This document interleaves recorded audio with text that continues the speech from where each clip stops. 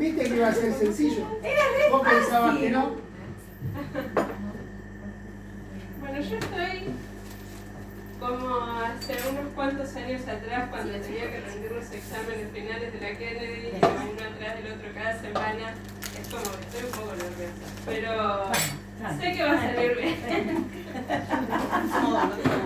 Claro, somos dos, tal cual. Yo soy la única que está tranquila, que se mojó el vestido, que no tiene drama, está todo bien. Bueno, pero vos sos la autora. Voy a empezar leyendo un fragmento, 4 líneas de texto, que para mí marcan lo que realmente para mí trata este libro. Y dice, entre muchas otras cosas, caminaba mirando mi entorno. Me conocía el pueblo de memoria y jamás hubiera deseado vivir en otro lado que no fuera aquel. Todo era tan tranquilo y la gente con la que me cruzaba me saludaba, aunque no nos conociéramos. Bueno, de eso viene para mí la historia y me marcó bastante, y esto lo hago personal, más allá de lo que tiene que ver con la reseña que escribí, que más hacia el final voy a hablar sobre eso. Para mí me marcó por una historia que conozco y que me sé bastante de memoria, que voy a tratar de contar acá. Así que hoy vine a contarles un cuento, básicamente. El cuento empieza hace muchos años, en 1975, cuando una piba de 17 años vino con su familia a este país, desde afuera, desde otro lugar. Vinieron a vivir a Plaza Flores. Todo el mundo diría, ¡ay, qué lindo barrio! Sí. Bueno, vinieron a vivir adentro de la plaza, en el arenero. Y luego, bueno, con el transcurso del tiempo, de las semanas, consiguieron que un agente de muy buena onda les diera albergue en un hotel familiar por las noches. Pero a las 6 de la mañana se tenían que pelar como un ajo. ¿Por qué? Porque eran extranjeros. Y en ese hotel odiaban a los extranjeros. Entonces, otra vez a la vez. Así, mucho tiempo, hasta que lograron ir a vivir a Mataderos. Tener su casa, vivir ahí, trabajar en su almacén y demás. Después, con el tiempo, esta piba, que tenía 17 años, se casa, porque también tenía que salir escapada de su familia con la que había venido al país, pero que era complicado vivir con ellos. Se casa con un tipo que era violento, psicológico, que le hizo la vida amarga, realmente. Con los años, también se escapa de ese tipo con lo opuesto. Agarra la cartera, se la cuelga, se va. Se va a la casa de sus padres con una noche, corriendo.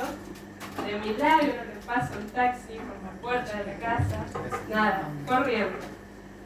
No sabía si los padres le iban a abrir la puerta, porque como dije antes, eran gente complicada. No. Pero le abrieron la puerta milagrosamente y pagaron el taxi, porque claramente ella no tenía el dinero para pagar. Luego de esto, ella se escapa otra vez a Montevideo, que era de donde venía, trabaja allá, conoce al amor de su vida allá, queda embarazada, pare una hija. Cuando la pibita nace, el padre de la pibita se va, se queda sola. Entonces, piba y pibita, solas en el mundo, dicen, ¿qué hacemos? Bueno, ella dice, ¿qué hacemos? Porque la pibita claramente ni hablar podía, no sabía. Entonces ella dice, bueno, para criarla sola, tranquila, me vuelvo a Buenos Aires. Volvió a Buenos Aires, se hizo su negocio, la pibita creciendo, veía como la piba, que ya no era una piba, corría del negocio adentro de la casa al negocio. El negocio era una peluquería, así que iba con toalla, tijera, todo corriendo de un lado al otro, de un lado al otro. La pibita creció, hizo primario, secundario. Cuando le tocó ir a la universidad, madre ya estaba sin trabajo, ya se había ido de esa casa, ya se había ido de ese local donde tenía su negocio, había intentado trabajar en una oficina, lo había logrado durante un año, con la crisis del 2001 perdió ese trabajo, así que pagar la universidad de la pibita era bastante complicado. Pero lo logró, la pibita también egresó de la universidad. Así que, lentamente, bueno, con toda esta historia, las dos, piba y pibita, lograron hacerse de un lugar en esta ciudad que no era su ciudad, pero que con los años fue siendo. Ahora bien, hay otro fragmento del texto que me llegó bastante, que dice: la noche era maravillosa, el cielo estaba despejado y las estrellas brillaban, dejando ver todo su esplendor. Ese era nuestro lugar favorito, en donde los buenos momentos eran los que recordábamos al pensar en aquellos que tanto amábamos. Este año, en abril, a Piba, que ya no era una piba, le pasó que se le murió la mitad de la cara, real. No sabían qué tenía, qué le había pasado. La tuvieron internada 2 días, un fin de semana antes de Pascua.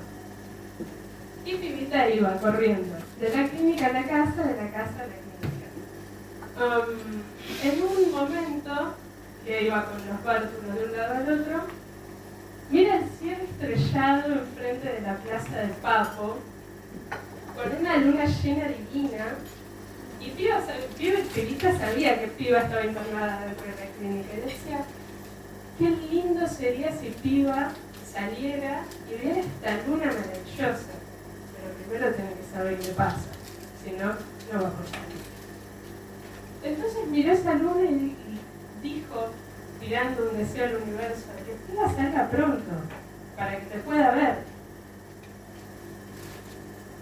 Cuando Pibita llega a la clínica, deja lo que tenía que hacer, Piba estaba comiendo, porque era claramente el horario de la cena, y Pibita la ve comer. Cada bocado que Piba daba era la gloria, porque decía, está comiendo, y puede comer por sus propios medios, y habla, y es coherente, un sereno es maravilloso, ya está, era lo que necesitaba saber, el resto era colillón. Entonces Pibita va y la mira comer, y Piba mira la intensidad de la ventana de la habitación de la internación de la clínica y se acuerda de cuando en tiempos antiguos era realmente Piba y estaba viviendo ahí en la Plaza Flores, en el arenero, y miraba la inmensidad alrededor, los edificios, y miraba las luces en los edificios y decía: tantos agujeros, tantos agujeritos, alguno tiene que ser para nosotros. Nosotros deberíamos poder vivir en alguno de esos agujeritos. Y sin embargo vivimos acá, en la plaza. O sea, ella se acordó de esa piba que vivía en Plaza Flores, miró por la ventana en la noche y los agujeritos que se veían en los edificios alrededor de la clínica, y le dijo a Pibita: yo cuando vivía en Plaza Flores miraba las ventanas y yo decía, en algún lugar de estos tenemos que vivir nosotros. Tantos años después, bueno, lo lograron, claramente, ¿no? Hoy por hoy Piba tiene un agujero, de esos agujeros. Y Pibita también, obviamente. Al recordar eso, ella se acordó de sus padres, se acordó de ella misma. Y en cierto modo vio también todo el camino recorrido. Y eso estuvo muy bueno. Al día de hoy, 22 de noviembre de 2025, Piba obviamente ya no es una piba, Pibita ya tampoco es una pibita, claramente. Piba existe en realidad y la pueden ver ahí, grabando un video. Se llama Irene Acosta Alfonso.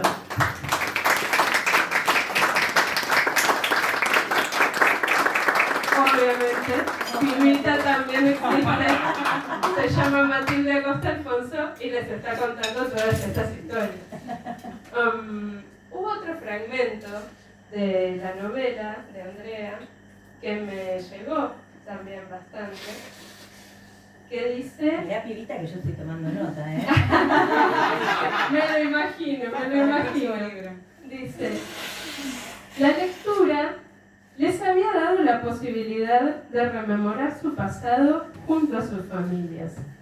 Sus propias historias podrían haber sido escritas como esta que estábamos leyendo. Nos unía ese placer, poder llevar las experiencias de esas mujeres, comparándolas con una historia ficticia, que tal vez también podría haber sido real. Bueno, esta historia fue real. La historia que les acabo de contar, que es un cuento, que no es un cuento, fue real. Por eso me llegó tanto el libro de Andrea. Este libro, yo dije en mi reseña que era el más auténtico que Andrea escribió. No solo porque lo escribió en Cardales, también es por eso. Pero es auténtico y es el más auténtico que escribió porque realmente uno la puede ver a ella en todas estas líneas, de estas más de 300 páginas, y puede hacerse uno. Y sobre todo, una persona como nosotras, que tuvimos que hacernos uno con un lugar que no era nuestro lugar, podemos encontrarnos en eso, en que estos personajes también tuvieron que hacerse uno con lugares que quizás no eran sus lugares, que quizás tampoco eran lo que más hubieran querido vivir, ni saber, ni experimentar. Pero lograron vivir las experiencias, lograron hacerse uno con ese lugar y lograron sortear obstáculos, que también es lo más importante que uno tiene que pasar en la vida. Yo dije que este libro es uno de tus más auténticos y habíamos hablado también de hacer una presentación distendida y también espero que esta presentación mía haya estado a la altura de esa autenticidad que tu libro requiere y que la presentación también lo amerita. Un aplauso.